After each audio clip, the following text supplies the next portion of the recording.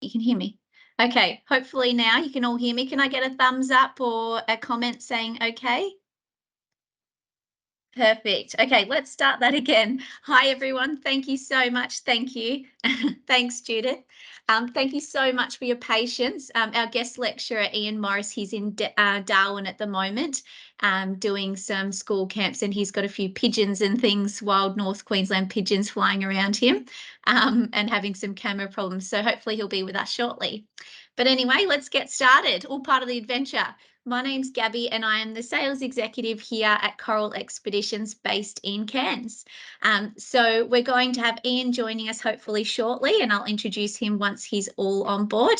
But thank you so much for taking the time today to join us and explore one of the most vast and ancient natural landscapes in the world, the Kimberley. Again, sorry for the delay, and let's get started.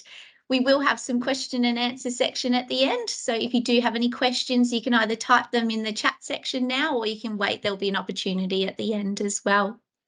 Okay, so today's focus is taking you on a journey with Coral Expeditions to give you an insight of the Kimberley's vast and rugged coastline, which has been shaped by the powerful forces of nature. Now, the Kimberley is steeped in ancient cultures, and it's one of the most beautiful and remote wilderness areas in the world. So for those of you that are new to Coral Expeditions, we have operated for over 40 years and always with a single purpose, which is to take small groups of like-minded explorers to remote places with expert guides, warm Australian hospitality and guidance. So to begin our Kimberley journey today, I'm going to give you a sneak peek at what you can expect from one of our experienced expeditions in the remote wilderness of the Kimberley. So enjoy this video. Oh, there we go.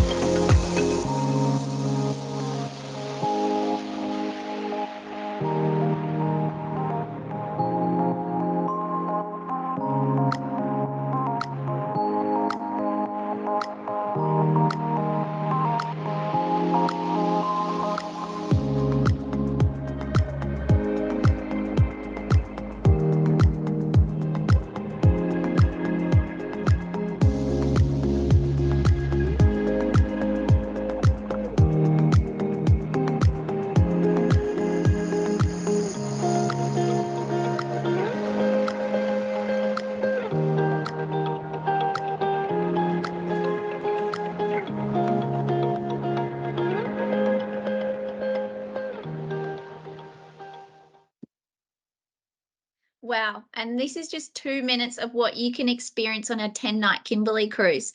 So you can really see why the Kimberley is such a bucket list trip of a lifetime experience, which will leave you with memories that you're going to have forever.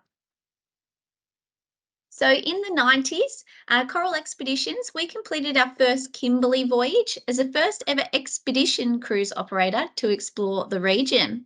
So out of the 40 years that Coral have been operating, 30 of those years we have been exploring the Kimberley. So being one of the original Australian flagged expedition pioneers, this has allowed us to curate the perfect expedition cruise the Kimberley has to offer. So our expert guides and crew, they will share their expansive knowledge and passion for this region for many, many years of experience. So in the Kimberley, knowledge and experience is everything, given the huge tidal flows and the fact that much of the region is uncharted and so remote. This is very important. So all our vessels are Australian flagged, which means we spend more time in the Kimberley, have the best local knowledge, and we don't need to spend your valuable time travelling into international waters like many other lines do. So our vessels are operated by an all Aussie and New Zealand crew, and you will get to experience the ultimate warm Australian hospitality throughout your voyage. So whether this is enjoying an ice cold beer or a glass of wine on Veranda Beach with sand in between your toes, like you can see in this beautiful image on the screen, or it might be on board our vessels where we encourage a natural Australian style service and an open interaction between our guests and crew. So it's one where you can watch your dinner being prepared in the open galleys by our chefs, go into the bridge and have a chat with the captain, or you could just simply sit back and relax in the company of experienced guest lecturers and other like-minded travellers. This is a true expedition style trip. Okay, so all our vessels, they are Australian flagged expedition ships. They are designed for the Kimberley region. So they feature wraparound decks, private balconies on some of our staterooms, and outdoor dining so you can enjoy those famous Kimberley sunsets. The shallow drafts and high movability of our purpose designed expedition ships, it lets you get closer basically on coastal adventures and explore those sheltered bays and hidden inlets that are inaccessible to larger ships. Now, in our fleet, we have our three ships. This is our first one, as you can see, Coral Discoverer. So Coral Discoverer is our yacht-like vessel. It has 36 staterooms and a maximum of 72 passengers. So Coral Discoverer is now 15 years old, has just undergone a refurb in December late last year. It is loved by our our loyal regulars because it's got that intimate feel. The smaller numbers with a maximum of 72 really gives you that intimate experience. So Coral Discoverer, domestic focused. So she does the Kimberley, Cape York, Arnhem Land and Torres Strait each year, as well as the Great Barrier Reef and Tassie seasons as well. So Coral Adventurer started operating in 2019, so has 60 staterooms on this ship with a maximum of 120 passengers. Very familiar design across all three of our ships. They are all built for expeditioning. So on Coral Adventurer, there's actually two large 55 square metre suites on board and a range of lovely indoor and outdoor dining and seating areas to enjoy all those beautiful views along the way. And outside of the Kimberley, she's deployed to Papua New Guinea, Japan, Philippines, other parts of the West Coast Australia as well. Okay, so the next ship and our last one in the fleet is Coral Geographer. So Coral Geographer was delivered to us in March 2021, therefore our newest ship to the fleet. Same setup, so maximum of 120 passengers with 60 staterooms is the sister ship to Coral Adventurer. However, has 6 suites on board and an internal lift, which goes all the way to the Vista Bar on the top deck.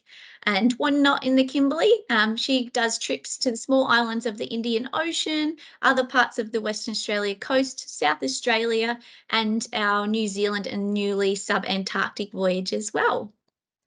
So as I mentioned before, in all our ships, every room's actually outward facing, so you never miss out on any of those views. And they are purpose built for subtropical climates with plenty of outdoor al fresco areas that you can enjoy. So all of our ships have staterooms which are twin share, and we do have the option for solo travellers as well. All right, now these vessels you can see on the screen are our explorer tenders, or as we like to call them, the safari jeeps of the sea. So they're super fun. They're purpose-built for our shore excursions. They operate on a special hydraulic launching mechanism. So basically, all you have to do is make your way out to the back deck of our larger ships. The tenders will be there. You just step onto the tenders and they'll lower you down to the water. So you will be deployed in the water in under 5 minutes. No one has to wait behind. We can take everybody at once. So the Explorer tenders take 72 in each tender. So we have 2 on the larger ships and 1 on our smaller ship. They have open views so everybody can see what's going on. You don't miss out on anything. And they are designed for guest comfort. So we've got padded seats, roof for the weather and sun protection, and an onboard toilet for those emergencies. And there is a front ramp as well, which is suitable for beach landings and easy walk-offs. So there's also audio equipment on board, so you do get that clear commentary and don't miss out on anything that the expedition leaders are having to say. All right, now what you can see here is our Zodiacs, which are also super cool. So with the inflatable Zodiacs, they just provide another exciting and flexible option for shore excursions and navigating narrow inlets and waterways. So they're just a great way to get you guys close to nature, and we will use the Zodiacs wherever possible. So Coral Expeditions, we were one of the first cruise operators to employ interpretive guides on our cruises, which is a tradition that we continue today. So each trip includes a mix of our full-time guest lecturers who join the expedition team and our special guest lecturers who are chosen for their specific local knowledge depending on the voyage. So they immerse our guests on the unique wildlife in the environments we visit, and that's really what expedition cruising is all about. So having guided expeditions in the Kimberley region for over 3 decades, we sure know the nooks and crannies that a lot of others don't.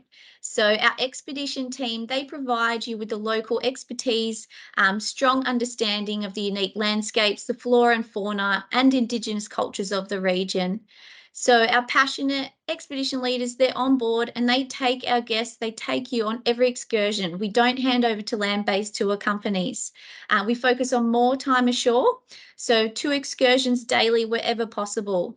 The shore excursions, they generally have 2 options. So this may vary from an easy coastal flat beach walk to something that might be a bit more challenging. A hike on uneven ground might be up to 4 or 5 kilometres to a nice viewing point or a point of interest, but there is always something for everybody. Okay, now I believe that we have, I'm just going to check if we've got Ian Morris with us.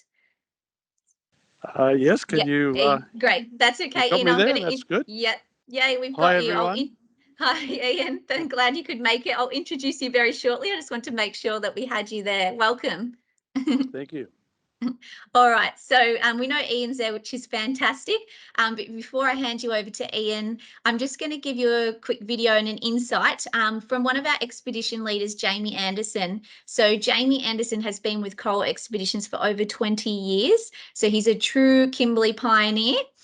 He's one of our most experienced team members. And if you have travelled with us before, you probably recognise his face. So enjoy Jamie's insight on the Kimberley from over his years as an expedition leader.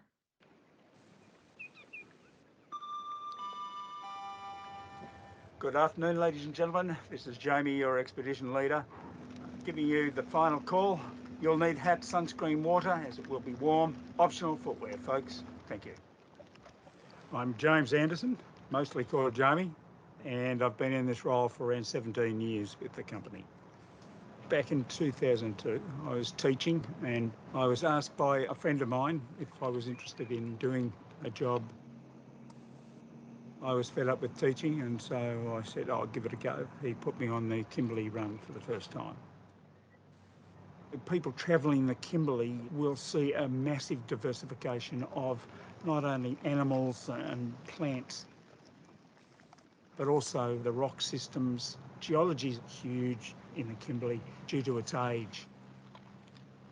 It is the most remote wilderness area left in Australia, really, and luckily it's still like that. It's not overrun yet, more and more vessels are coming in, but at the same time, when it comes down to it, there's still plenty of places you can go without seeing anybody. The remoteness makes it one of the most magnificent trips around. You can't get bored anywhere that we go. Everything's new. The weather changes, the light changes. You've also got the marine side of things. These are with the whales and dolphin. Also going up into river systems that nobody else goes into. It is the most unique reef in the world. It comes out of water, exposes itself twice a day, and it depends on the tidal level as to how much of the reef is exposed. So what we've seen on our cruise this particular trip has been just extraordinary.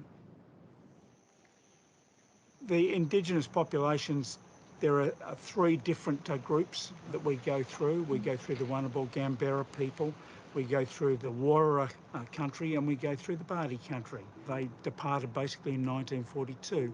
And so we're lucky to go through those particular different areas.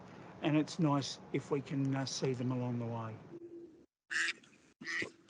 Great. So we're so pleased that Jamie gave us a go, still working for Coral 20 years later, and listening to Jamie, it really goes to show his passion and his enthusiasm for the Kimberley, and you'll know you'll be in good hands. So you'll know you'll also be in good hands with Ian, and I can hear Ian and now know that he's there because I can hear those pigeons, I think, still hanging around you, Ian. They are, but yes. So Ian's going to give us his insight and some of the highlights you can expect on the 10-night Kimberley expedition, which departs April through to September from Darwin or Broome on board all three of our vessels. So over to you, Ian, who's coming live to us from Darwin with his pigeons as well, making a special appearance. Yes, good afternoon, everybody. I live in the remoter parts of the Darwin region. I run a school camp, and we have a lot of natural habitat here and wildlife. And I actually have this Torres Strait pigeon here, Eric, that comes in occasionally, flies in and joins us. So he'll help answer some of the questions as well. They're a native of the Kimberley region.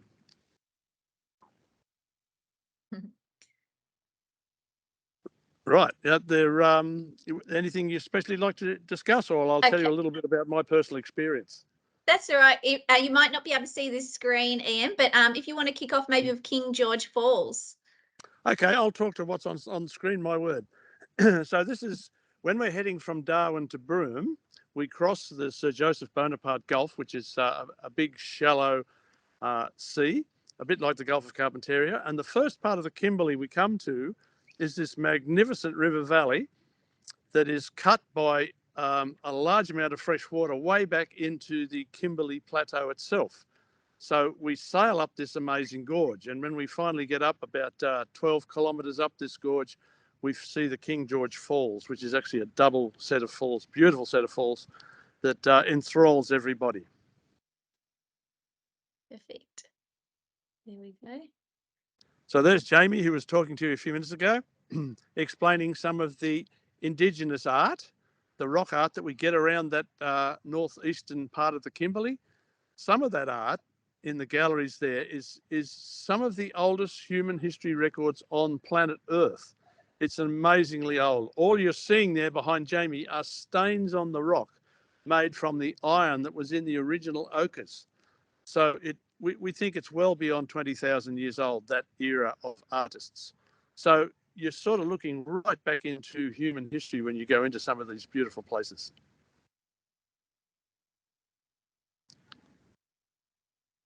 So up on top of the plateau, where it's an enormous area of sedimentary rock, the Mitchell Plateau, the amount of water that we get is phenomenal in the wet seasons. And so a lot of monsoon rain falls onto the top of that rock platform, and then it just pours over the sides. And what you're looking at there is the Mitchell River and its set of falls where the river actually drops down into the salt water, into the ocean. And it's a beautiful view. We give our guests access to this place by helicopter. It's a little charter company that helps us to transport our guests up, those that want to see the upper part of the plateau.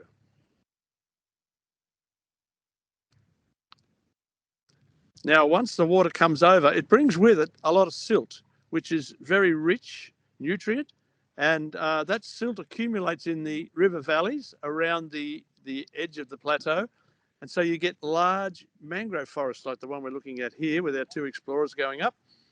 And these are some of the biggest tidal forests in the world, and the second most diverse mangrove communities in the world. Indonesia's beating us by a couple of species. But there we get a chance to see a whole new world. And this is where our saltwater crocodiles like to live and breed and feed. And the ones in many of the parts of the Kimberley are used to us and our explorer vessels, and they're quite happy to see us. And they go on just doing their normal things around us. And so our guests get some wonderful photos of saltwater crocodiles just being themselves. It's great. And there are many, many other beautiful birds and other reptiles and so on in these forests as well. We never know what we're going to see. Every time we go there, we see a whole different range of things. Wonderful. Pure wilderness. Here's another example of the wet season water that flows over the side of the escarpment of the Kimberley Plateau. And this is called King Cascade after one of our early navigators, Philip Parker King. And it is a really beautiful spot. And again, the explorers are in tidal water there in the river.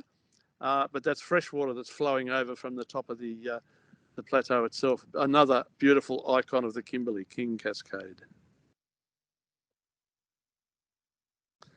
Now, it wouldn't be a Kimberley trip if we didn't see a boab. And this particular boab is now quite famous. And inscribed on that double trunk there is the name Mermaid. And that was the name of Philip Parker King's survey vessel, a little wooden vessel. He had to careen it on the beach nearby for a couple of weeks, get all the rusty nails out and so forth. And so one of his crew inscribed the name on this boab when it was much smaller. And it's now called the Mermaid Tree. And that was done in 1820. And we also get a chance to look around and see how those early navigators survived in this wild landscape, the water supplies and so forth, the native fruits. And we do get a chance to go ashore quite regularly with our explorers giving us easy access to the land.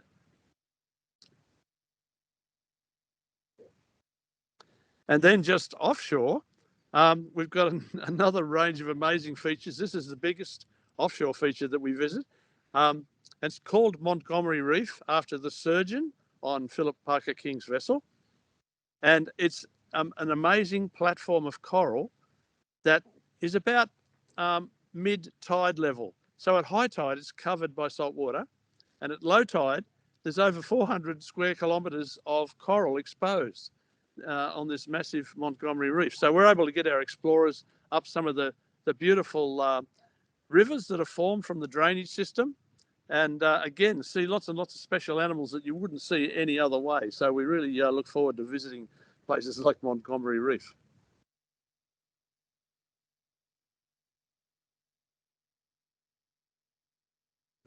Another famous Kimberley icon, of course, is the horizontal falls.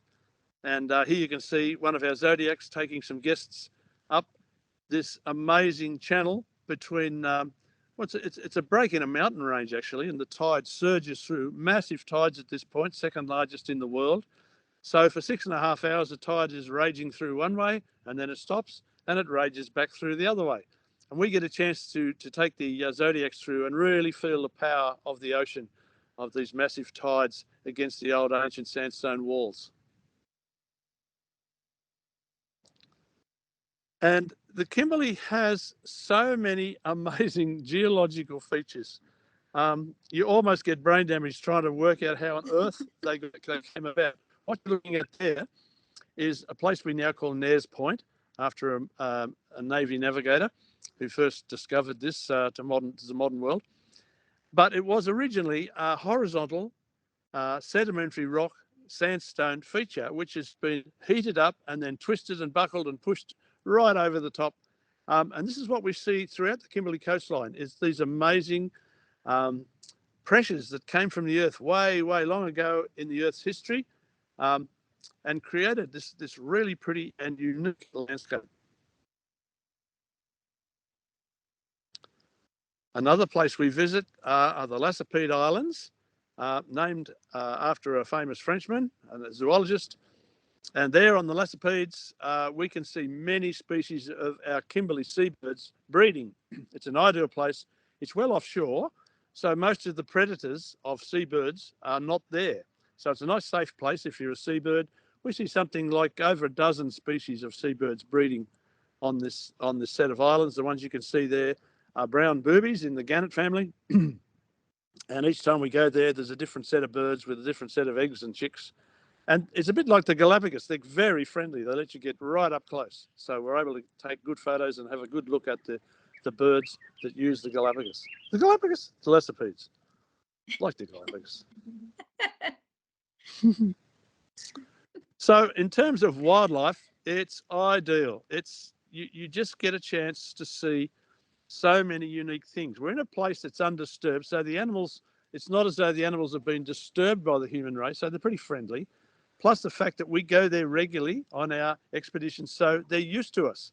And whales and crocodiles and things like that beautiful rainbow beaver that's there. They sit there and let us come right up to them because they know us. Again and again, they see us. They seem to like to get their photos taken, actually. And so, yeah, again, the Kimberley has just an amazing range of wildlife that's approachable, like you, or a straight pigeon. Thanks so much, Ian. I was just about to say, it seems like all these wildlife, they like to get their 5 minutes of fame. Oh, yeah, definitely. Thanks, Ian. That was such a great insight to what our guests can expect on the 10-night Kimberley cruise, which is certainly an amazing part of the world. So we are, that's good. So we're coming to the end of the webinar now. It is a good opportunity for anyone that hasn't put in the chat your questions as of yet, and Ian will still hang around and he can help answer any of those questions you might have at the end. But just to give you a chance to do that, I'll play one more last video to recap those amazing Kimberley icons that you can expect to visit on our expedition cruise.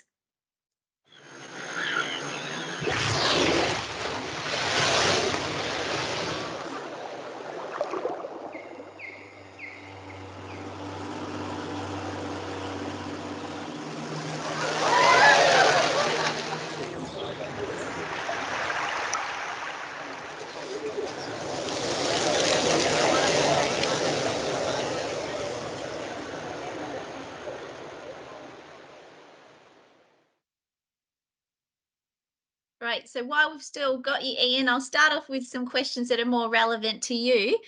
Can you tell us a little bit about the wet and dry landings that people might expect on the shore excursions? Certainly.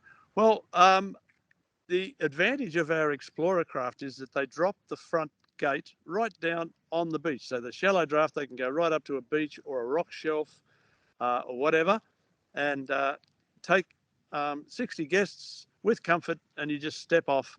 Now, some days, if there's a bit of a surf going, we recommend people have wet landing shoes. Just soft rubber, soft things. You can take them off and go barefoot after that, or you can put on your hiking shoes after you take off your wet landing shoes. Keep your hiking shoes dry. So we usually let you know before we get anywhere near the land whether you'll need wet landing shoes. But we certainly recommend nice hiking shoes because we go up into the sandstone country and the spinifex grass and into the beautiful caves where the Aboriginal art is and so forth. So, yeah, it's good to be prepared.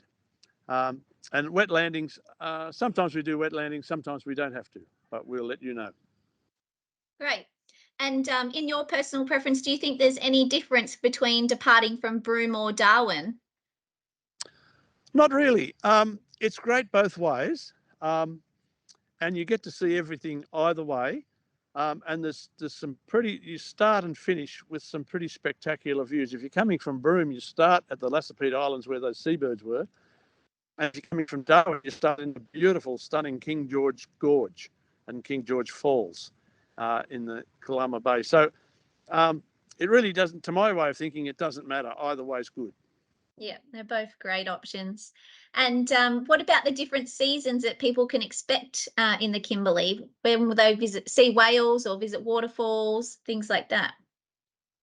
Well, time of year is much the same as well. It really, no matter what time of year you're booked on your expedition, you will see amazing things. But at the beginning of the wet season, well, no, actually at the end of the wet season when the season starts, we see beautiful land features and waterfalls, and King Cascade is at its strongest and so forth. Then a month or two later, the whales start to turn up in about April, May, June area. The female humpback whales appear and they give birth to their young ones. And then a month or so later, August, the males appear and they start showing off and trying to impress the ladies. And so they mate before they go back to the Antarctic in about August, thereabouts. So then we lose our whales and we go into a dry period on the main plateau in terms of surface fresh water. And we take you to places where there is fresh water all year round. And the birds are drinking there and the animals are congregating around the fresh water. So that's right up to the end of our expedition season in September, October. So to my way of thinking, it's all exciting. But if you want something specific, let us know and we'll give you the best times for, say, the whales. Crocodile breeding season is in the wet season. We see lots of little baby crocodiles around their mums sometimes early, very early in the season, April, May kind of period. So, yeah, it's full of excitement. There's no dull period in the whole dry season of our tourist period. Sounds like it. And Ian, you just mentioned crocodiles. We know that there's crocodiles in the Kimberley region, but is there any opportunities at all for our guests to go swimming? Yes, we do. Where possible, we can take you to places that are freshwater and that they're above the tide level, pools and little waterfalls and things that may be a bit of a rock scramble to get there, but they're crocodile free. We can't always get to those places. There's all sorts of variables, but where possible, we do take your swimming costumes. We do try to get you to some of these places at least once or twice on your voyage. Great. And what sort of fitness level do you advise for people going on our cruises with the shore excursions? Okay, well, we do provide for very fit people that love bushwalking and climbing and so forth. So each day we try to get to a venue on the land, something like that, either visiting art sites or hiking up a river. But for those that aren't at that level, that are prefer to have short trips, beach walks and so forth, we can allow for that, or we cater for that. And there are other people who like to stay on board the Explorers after everybody else gets off, and then the Explorer driver will take them for a cruise in that general area, and they'll be able to sit back in shade and in comfort. And so some of our older guests prefer to do it that way. So we sort of try to cover for everybody. Yeah, great. And with the sailing time in between destinations, Ian, is it mainly done at night time or during the day?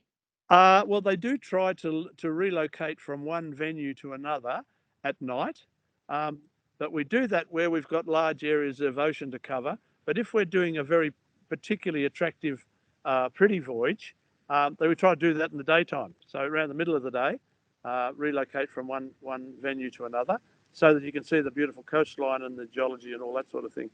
So yeah, it varies, and it's sort of up to the navigation crew to work those sort of things out. But we try to make sure you don't miss any of these wonderful Kimberley features. Great. And then one last question for you, Ian. We've had some fantastic questions, so thank you, everybody. What about the recent rain that the Kimberleys had? People are a little bit concerned about that, but it's actually quite good for the Kimberley, isn't it, where we go at sea? Yes, it is. Up here in Northern Australia, it's a little bit different to the rest of Australia, particularly the coastal regions, where we do get monsoonal weather every year, every wet season, a large amount of, sometimes 3 metres. So we get 3 metres of rain in 3 months in Darwin, at the Darwin Airport rain gauge. But that all drains away. It doesn't really disadvantage anybody up here. A little bit different for the people of Fitzroy Crossing on the largest river in Western Australia, on their floodplain area. But as far as we're concerned, Coral Expeditions, the big wet seasons are great value for us, because they mean there's more water right through the dry season. Yeah, there's no disadvantage to how we do things. Great. Thanks so much, Ian. I've just got a couple other questions that I'll answer if you don't mind holding on for a bit Sure. longer. So Ian mentioned the helicopter flight. That is an optional extra, it's not included. So if you are interested in doing the helicopter flight over Mitchell Falls, it is at a cost of approximately $695 per person, but the staff on board the ship will give you a bit of a detailed run through on that, and you can book that on board, so you don't need to pre-book that. Another thing we had is their drinking water on board. So yes, there's plenty of drinking water available for everybody, and everyone's actually supplied with a drink bottle that you can reuse in your room as well. Do you need to bring a beach towel? No, you don't. We will have towels on board that you can use, but if you have one that you prefer, you're more than welcome to bring it with you. And then I think that we had one last question. So is there a dress code for dining in the evenings? No, we just asked that everybody's relaxed in smart casual attire, something comfortable. But that pretty much wraps up all the questions. If there was anything that you forgot to ask, don't worry, you can just reach out to our reservations team. They're always here to answer any of the questions that you might have, or you can still ask them in the chat and we can reply to you in the chat before the webinar finishes up. But just to finish off this webinar, I just want to introduce a special offer that we've got for any new bookings, seeing we're close to the season now. This is for any new bookings for 2023 season only. You will receive a $500 per person travel credit.